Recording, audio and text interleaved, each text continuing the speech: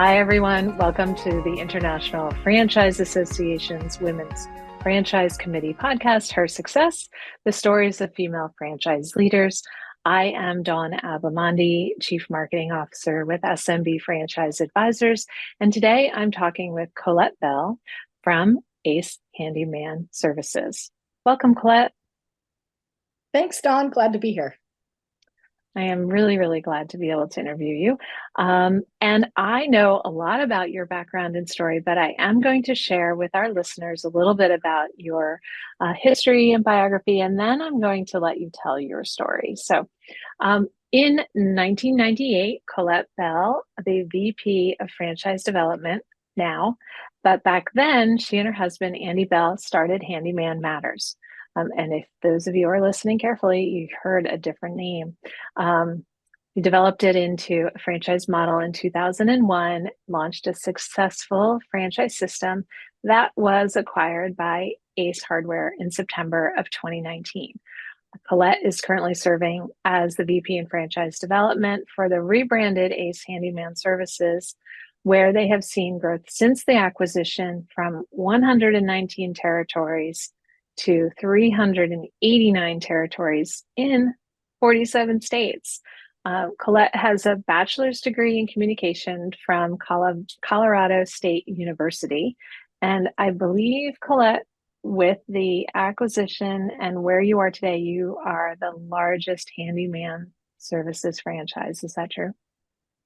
That is true, Dawn. Yeah, we have territory count. We crested over our largest competition that we've been chasing since 2001. So very exciting. That's awesome. Yeah. So I would love for you to tell a little bit more about, what happened back pre, 2000 last century. And then in 2001, really starting to franchise and what catapulted you into making that decision. Why don't you tell us a little bit more? Yeah, I'm really very honored to be here. It's fun to share a story. I'm sure it has resonations with a lot of people who've gotten into franchising over the years. It really started in 1998 when I found out I was pregnant, believe it or not, which has nothing to do with franchising, but had everything to do with my husband and I's lifestyle. Up until that point, we were both corporate professionals, chasing some sort of a dream that our parents insisted was a good thing to be doing. And we found ourselves pregnant in late 97, going to have our first child in 1998. And it was at that point where we both sort of took a deep breath and looked at each other and said, we got to make some changes. We were working long hours.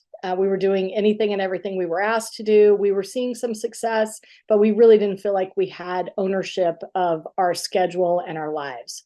And we wanted to be more active parents. We saw both of our parents ride the corporate train. And even though they, both provided us with a great life, there wasn't a lot of free time to be spending with them when we were kids. And so we wanted to change that up.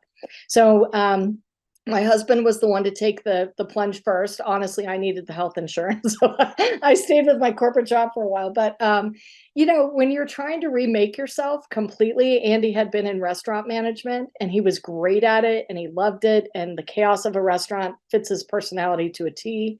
But when you walk away from that kind of a career and you say, what am I going to do next? It really, I think for me, provides a lot of the empathy for candidates that I'm talking to who are thinking about getting into franchising, because most of them are doing this huge transition of what they have been and what they have done to something completely new. So I have a lot of empathy for that experience. We ended up falling into a handyman business, not because Andy was handy. He's not. He's gotten better over the years, but it was not a strong suit of his. But he had a passion for customer service. And the construction industry, sadly enough, 20 years later, is still in need of an upgrade of customer service.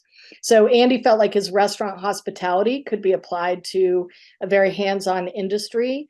And if he could wrangle in the craftsmen and make this a good opportunity for them and add some customer service on top, it might work. So in 1998, we started the business, had the baby at the end of 98. I took maternity leave from my corporate job and never went back because the business got really busy really fast. And so we did a lot of handyman work in Denver. We expanded to 3 locations. Everything was going great. My husband kept saying we could be the biggest handyman business in the world. Every time I was just trying to figure out how to make payroll. There was certainly a lot of stress in the early days, kids and everything else, but the business was going really well. So we decided to branch out corporately to California. California has licensing requirements that Colorado didn't have. It was only an airline flight away, so it was pretty close. Had nicer weather than Colorado had. So by then we packed up 2 small children and flew back and forth to California, and the business model worked. So we knew we were onto something. We just didn't know how to go any bigger. And that's when we won a competition for some legal fees to franchise our business. And I kept saying, I don't even know what franchising means. And my husband, who's very competitive, is like, it's okay. We won. We get, they're going to write this document for us. I'm like, I have no idea what that means. So we started franchising in 2001, made a lot of mistakes, did it with very little planning, learned a lot of lessons, sometimes the hard way. But the world of franchising is filled with very supportive people. Vendors, fellow franchisors, even franchisees that become partners in your business. We had a lot of people surrounding us that helped us sort of figure things out. And then fast forward to 2019, we had the opportunity to sell the business to Ace Hardware, but still stay involved, which was really, the icing on the cake so that we could stay here and keep growing the business that we know and love. And that helped you achieve one of the goals that you had, which was to be the largest handyman franchise in the world. Are you only US based, right? You don't have international units yet. Yeah. Okay. So Ace Hardware, they have 5,000 locations domestically. They're in another 69 countries. So I would imagine the long-term goal would be to be in as many countries as they're in. But they're, you don't get to be 100 years old without having some really great leadership. So the first thing they said was, we're going to grow this domestically until we're sold out, and then we'll look at other countries. So. Okay. All right. That's awesome. Well, congratulations for achieving that one goal, and being able to do that together, but with the support of a big brand behind you, even though you had grown to a sizable, company and franchise prior to that. So you talked a little bit about some challenges, right? Having children, doing it without necessarily a plan, and some of the things that I think you and I have definitely talked about in the past is knowing, who to call on as a resource. But then, one of the things that you did in your history too that you didn't talk about was starting your own consulting business. So could you share a little bit with our listeners about that experience? Yeah, I think we were so naive early on. I mean, I still to this day with spell check, they spell franchisor with an OR or an ER, right? I mean, they can't even get to that status point yet. I certainly didn't know how to spell it. So back then, we thought it was enough to have a franchise attorney. Like, that's what you needed, was a franchise attorney to get all these documents done, and then you were in business. As we all know, that's just the beginning. And lawyers are not typically known as high strategists when it comes to all the different intricacies of growing a franchise system. And so looking back, one of the big things I would have changed was we would have really taken some time to find and hire a good consulting company to be beside us shoulder to shoulder to make some of the really important decisions. Do you start by growing geographically? We didn't, because we'd already gone to California. So we were like, no, we'll go national. Well, then you have to fly people to support them. So there's, a whole different cost structure that goes with that support system. What position do you hire as you start looking to hire? Do you outsource sales? Do you look for somebody who has franchise experience or industry experience? I mean, there's 1,000,001 little nuances of how to effectively build a strong franchise system quicker. I'm not saying you can't do it, right? It took us 2 decades, but we did manage to get ourselves all put together. But I think, you lose the opportunity to do things as efficiently as possible and utilize somebody else's knowledge in the industry. And we didn't do that. And so when we got to a point with the handyman business where we had great staffing, It was running very smoothly. This was before the acquisition. So we weren't growing a ton every year, but we were still continuing to grow. So it had kind of a good little pattern going to it. I really felt a burning desire to give back. And consulting people in the world of franchising seemed like a natural for me. I have a communications background. My dad always wanted me to be a teacher. I never really went that direction. So it was kind of a nod to my dad to kind of find a way to be a teacher, so to speak, and got into consulting and trying to help people franchise, and tried it on my own for a little while. Saw, some good abilities to help people. But again, it's one of those where you realize you only know what you know. You don't know everything that somebody needs to know in order to franchise. And that's when I came across SMB Franchise Advisors, and called, and Steve was so kind to speak with me and then say, no, you're in Colorado, we're in Pennsylvania, no, thank you. So then I flew to Pennsylvania because I thought, well, maybe I just need to be in the state to talk to him. And again, he was very kind to meet with me. But eventually he decided maybe we could, find some way to work together. So I had the opportunity to consult with emerging brands, depart a little bit of what I had done wrong and mistakes. It's really more mistakes that you share than successes, and help people try and get a strong start to their business model too. So, and then I went back to Handyman once the acquisition started. So. For sure. And that was actually when you and I met. And I really do appreciate that you got on that plane and flew across the country. And it sounds like you were doing that from the very beginning when you started franchising. Yeah. And really, I think that you inspired us to kind of change our model. We were definitely doing things in one way, and you made us come in and look at things a little bit differently, which I think I did when I started with the company a couple of years after they had kicked off, and I pushed a little back on Steve and Joanne and Ed even. But I do love what you said about surrounding yourself with people who know what you don't know, because that is the one thing. Yeah, sure, do I understand how to use Excel and have financial background and budgets, but I am so glad that I have a CFO and somebody who I can talk to who can really be a financial analyst. It is definitely one of those things that even with my background in engineering, math comes easily to me. Finance and accounting do not. For Right. some reason, marketing does, and I am appreciative that someone, allowed me to walk that path. So, Right. if you were talking to your younger self or somebody, whether in your team or who is thinking about franchising or joining the franchising industry in some capacity, what would you say to them? What kind of advice would you like them to have? Yeah, I tell anybody who will listen, start with a better plan than we had. Winning a contest is not a plan. Hope is not a strategy. Now, an unwavering passion and vision for what you're doing, which is certainly what Andy has always brought to the mix of our strengths, is absolutely beneficial. And I think without it, you're probably going to hit a couple potholes and just be done with it. Because, like any other business, franchising is not easy. It's not for the faint of heart. The other thing I would remind people is you have to be ready to, if not set your primary business aside to become a franchisor, at least be running two business models at the same time. Because franchising itself is a business, and people who succeed at it treat it as a full-time business.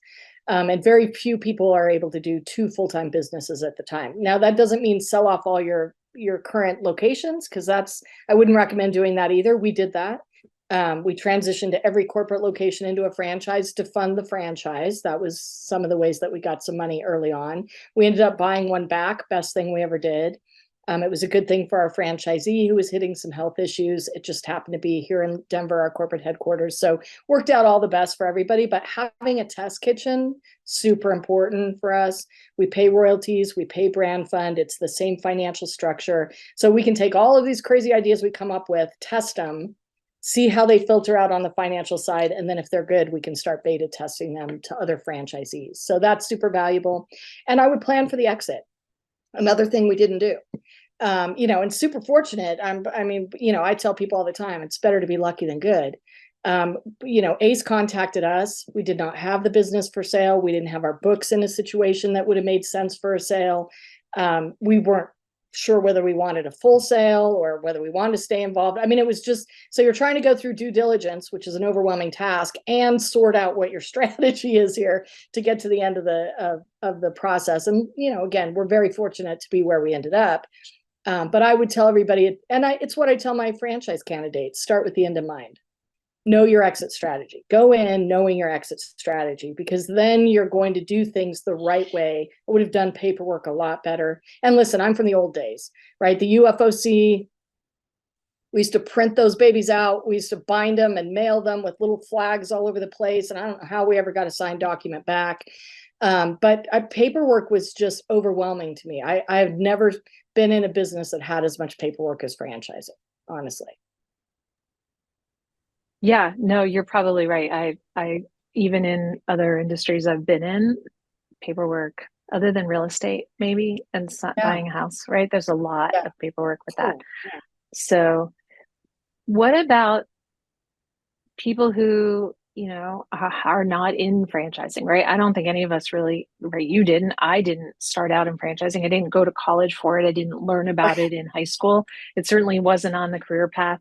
Your dad wanted you to be a teacher. Right.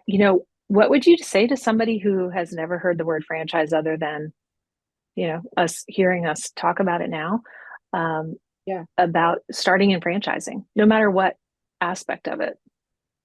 Yeah, whether you're looking for a position or a job in the world of franchising, or you're thinking about starting a franchise, I've always described the industry of franchising as the biggest small business I've ever seen in my whole life. And what I mean by that is I am pretty sure everybody knows everybody. It's a very tight knit community, and more willing to sit down and give you everything that they have, including the change in the bottom of their purse, to tell you about great vendors that have worked for them, and great systems they found, and great marketing programs that have been a benefit to whatever their business model is, even in the same industries, in what should be seen by all rights as competitive industries. I can Right. remember early days of sitting around the table with the original founder of Mr. Handyman, and Jeff with Handyman Connection, and Andy was there with our Handyman Matters, and all of us talking about similar business topics, but not in the way of, well, I'm not going to say this because I don't want them to know that. But it was more like, hey, I've done this. What have you found? Have you tried this? I mean, just a very non-competitive, which is crazy. But I think we all feel like there's just somebody for everybody. There's so many potential people out there to join franchising as franchisees. And every business model has its own personality. For Right. There's sure. a lot of handyman opportunities. We're all very different. Same industry, very, very different models. And I think the last thing I would say is it's a group of professionals that are personally invested in others succeeding. I find that interesting in business. I anytime somebody, comes through and investigates Ace Handyman Services and doesn't go our direction, but ends up buying another franchise, I send them a celebration email, because as long as they have taken the leap to start their own business, which is what franchising is all about, I don't care what system it's with. I just celebrate the fact Right. that, we've gotten somebody else to follow the dream of entrepreneurship. And you're right. I've got two kids who just finished college, one in business. They have entrepreneurship classes, but they certainly don't have franchise classes. I mean, it still isn't No. something that's widely broadcast. So, Yeah. Okay. So you talked about a couple of things that made me think. So one is getting involved in the industry, right? And you loosely talked about this, and you are a member of the Denver yep, WFN Denver. Women's Yep, Franchise Network and the FBN. So yep, they're both different, but you would encourage people, no matter where they are, to become yeah, members and yeah, participate. And you don't know who you'll ever meet. But the other thing that I think you mentioned too is that you're celebrating that somebody went into small business in a franchise. And to be honest, if they don't choose your brand, to celebrate that they did choose one where they're a fit, because it's better that they didn't join your brand and then decide it wasn't right. right. Yeah, I Yeah, would definitely rather have somebody say, you know what, this isn't a good fit for me. I'm going here. And to know that because you and I have both been on the backside of that, where somebody has to exit before their contract, or right, they're really miserable doing it. And then they decide to, you know, sell their business. Hopefully they sell their business. right. And Yeah, having a franchise entity, they have the opportunity to go ahead and sell that to somebody else who will take over their territory. that's right. Yeah, my So, saddest moments, and sometimes it's when they stay with corporate America, although I get it, right? That's a safe path for a lot of folks. And it's not that there's anything wrong with it. It's just that I've had such a positive experience as a business owner throughout all these years, and really reap the rewards of being in control and scheduling myself. And we were at every practice our kids had, and much to their dismay, and every game, and just really could overly participate in their lives, which was the original goal anyway. But when people say, you know what, I'm just going to start a business by myself, it makes me nervous for people, right? Because the big goal of franchising is that you're in business for yourself, but not by yourself. And I know how many mistakes we've made along the way. And the ability to avoid those, not to say you're not going to make mistakes as a franchisee, but to avoid the bigger potholes that can take your entire business down and risk that. And I think they're also, I always feel like I haven't done a good enough job of explaining that when you're in a franchise, really you should have three legs to your support stool, right? You should have your franchisor. That's obvious because now you're in this partnership together. You succeed, they succeed, they succeed, you succeed. It goes both ways. Then you should have the support of your local business support people, whether that's a CPA or a good accountant or a legal support or other, BNI, Chamber of Commerce, those kinds of business support people. That's where it stops for a lot of small businesses. But with a franchise, you have this really interesting third leg, which is other franchisees who are running the exact same business as you, but not competitively. And the secrets that you can share with each other that apply absolutely to your business model, it's just, I've seen some of the most amazing things come out of our franchisees to our other franchisees. All of our good ideas came from franchisees, really. But their willingness to educate and mentor and support, and when somebody's down, to be able to call somebody else, oh yeah, I know that's, boy, it's hard to see out of this one, but here's what happened to me, and you do get out of that hole. I think that's what you miss when you go into small business by yourself. You miss that whole third leg of the stool for me. that's so funny. You're making me remember some of my co-franchisees. So I, this, right? I worked for a franchisor, I worked for another franchisor, then I became a franchisee with my husband within that system. And some of my closest friends are still Yeah, franchisees that I was in the same market with. We got to work together on events. We did regional advertising together. We called each other up and said, hey, I'm having a problem with this. Or, a vendor, how do we, work a little bit better? I'm not having success in this area. So that is a tremendous resource that I think some people forget about because they are right. just thinking about the support that the franchisor is going to give them. So I'm glad that you mentioned that. And now I have to smile because I'll have to call them after this and say hello and check in on them. Yeah, I am friends with them yeah. on social media and LinkedIn, of course. Um, so you also talked a little bit, I'm going to go backwards just into, talking about your children, right? So they were, involved, they were a part of your business from the very beginning, right? Yeah, yeah. And now they have taken entrepreneurship, but not franchising. Right. Would you Not give yet. them advice? Not yet, right? Okay. So Right. would you share any advice for them or any other recent grads in regards to franchising? Yeah, I think it is a shame that the traditional education system hasn't caught up totally yet with franchising. I think And I think sometimes, you get so busy being busy and you forget to take credit for some of your parenting activities that are not direct parenting activities, right? Because there's so much of that that goes on a day-to-day basis. But our boys are 25 and 23, born when we started the business, our 25-year-old. So they grew up in the handyman business. I mean, we ran it in the basement. They were always around. They could hear the phone ringing. And then we moved to offices. They'd come over and help us out a little bit with that.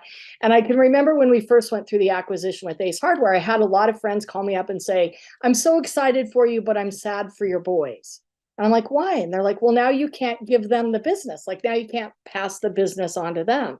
And of course I laughed because I said, they've been here for the whole thing, and not one of them raised their hand and said, I want to do this when I our oldest is a civil engineer, so he went a totally different direction. Our youngest is very, very entrepreneurial. But what I tell people is, I feel like we gave them the greatest gift that we could have ever given them, which is the lesson that you can start something in the basement and you can work really, really hard at it and you can sell it to Ace Hardware.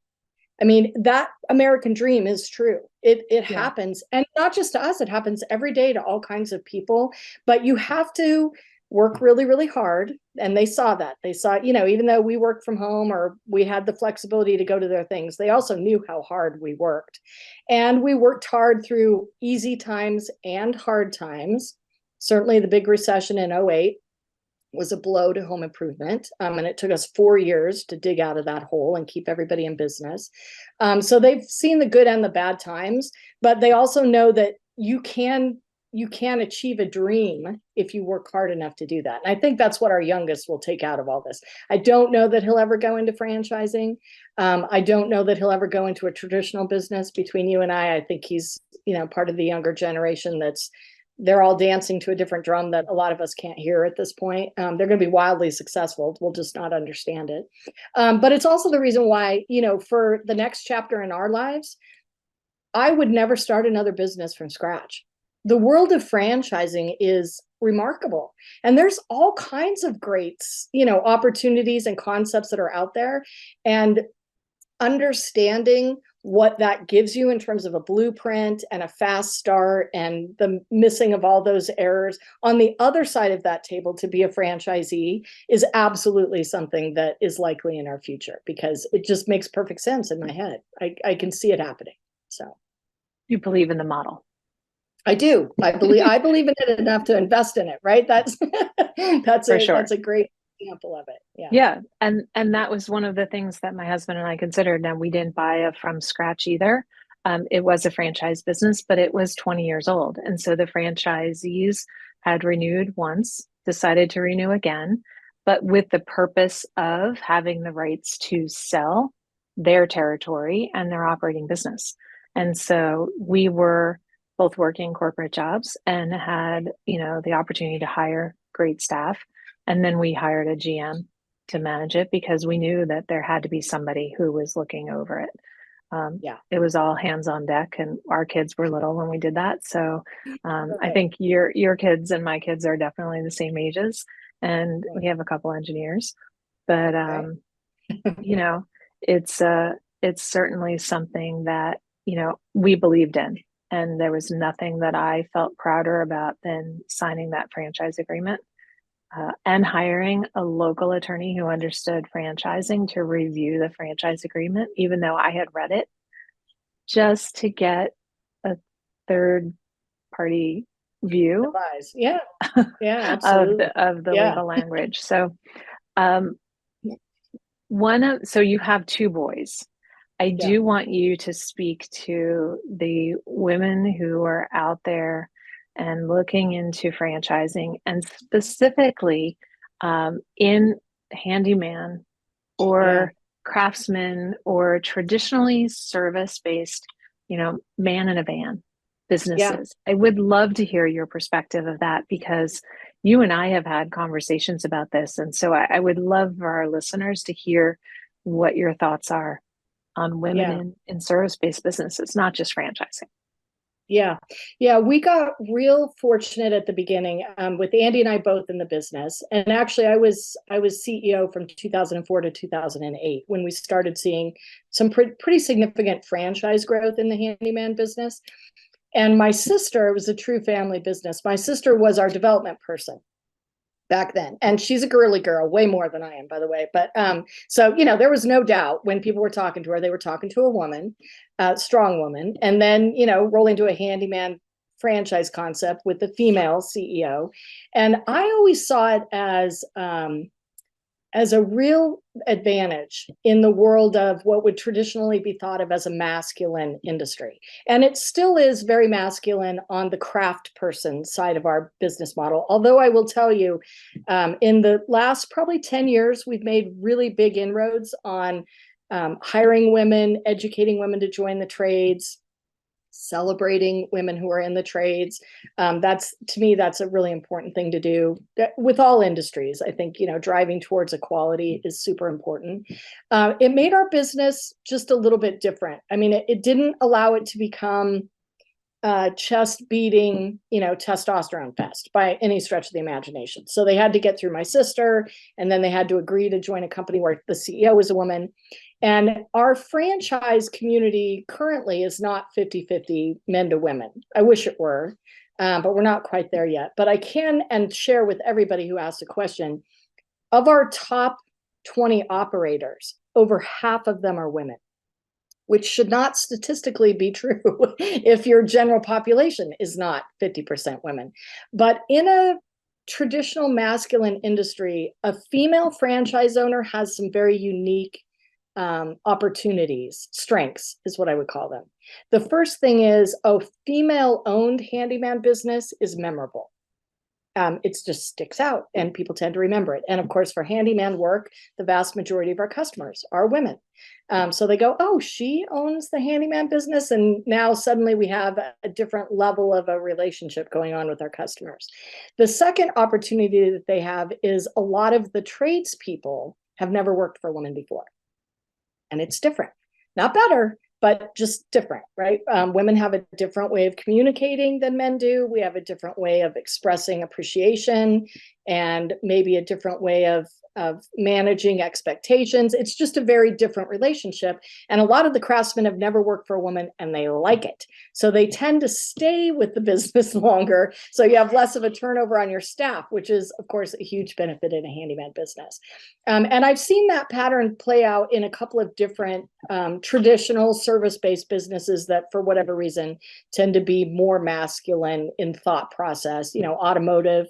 One of my very first mentors when I got into franchising through the IFA, through the International Franchise Association, always been a big support system of ours as franchising. They had, and I'm sure they still do, but they had a mentor program where if you applied to them, they would then assign you a mentor. And I had the pleasure of working with Barb Moran from Moran Industries, and they owned all the automotive. They owned a suite of automotive franchise concepts, still do, I believe. I think Barb's retired, but and she was my role model. She was my personal mentor, my role model. She was in a very masculine industry. Her family owned the business, and she had come to a position of being in charge for a period of time. So I'll never forget, having my own mentors. And I think that's a big key, right? Franchising is a big industry. People are very kind, but find both like and unlike-minded people, and also go out and find people who can be good mentors, because there's a synergy there with who they are and the industry that they're in. So. Wow, that was a lot. And I can't applaud that enough. I don't think that everybody in the history of their history, and I've learned this more probably in the last 5 years than ever before. Like you had your parents were supportive, your family, your sister joined you in this business, you and your husband started a business together. I was encouraged by everybody in my family to pursue engineering, as back in the day. And it wasn't necessarily something that women were encouraged to do. My two girls are engineers. My son started in engineering. He changed to computer science. It's completely related, but I literally would have had, my husband and I are both engineers. Neither of us do that now. Right. But, I think that anybody can do anything they want. And it doesn't apply to just women going into a traditional, non-female based industry. I think that there are, everyone should be encouraged to do what they love to do. And I think the Right. opportunity in franchising is there if you are looking for something that you feel good about, enjoy doing, makes you feel happy at the end of the day. And fortunately, franchising gives you flexibility to do, maybe spend more time with family or pursue other hobbies. It doesn't have to be family, Right. just enjoy your life. Life is too short, as we know, as we age, we learn those It's hard shorter and lessons. shorter. Gets shorter and shorter. So, you know, are there any other things that come to top of mind in regard to, just going out of maybe your comfort zone and pursuing, new tasks? Yeah. Like I said, I think, our next chapters in life, and where my husband has a passion to improve home improvement for the better. He's been channeling that through the handyman, but there's a lot of other, I think, opportunities for us to help other people in different industries that are synergistic with that. I definitely want to see us do that. I think one of the things that I haven't seen us push enough, and I think the IFA does a good job of this. I don't know that we've actually hit the formula yet to make this be a broad enough initiative that I think needs to happen. But to me, one of the biggest value propositions of franchising is that you go from being whatever a four corporate chain, even if you have 10 or 12 of your own businesses, to being a national chain across the United States and bringing whatever great thing it is that you're doing here to that many more communities across. It's also a great advantage to pick up causes. And my big torch within the handyman business has always been give back, volunteer work. We've put it in our franchise agreement. We expect our franchisees to donate 4 hours of handyman labor a quarter to somebody in their community that can use it. And, it's fortunate to be a handyman business because anybody who has a house needs some handyman work and not everybody can afford it.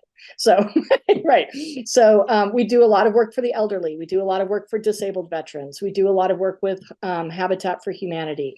We do a lot of work with domestic shelters. We do a lot of work with orphanages or churches or synagogues or, the list goes on and on and on.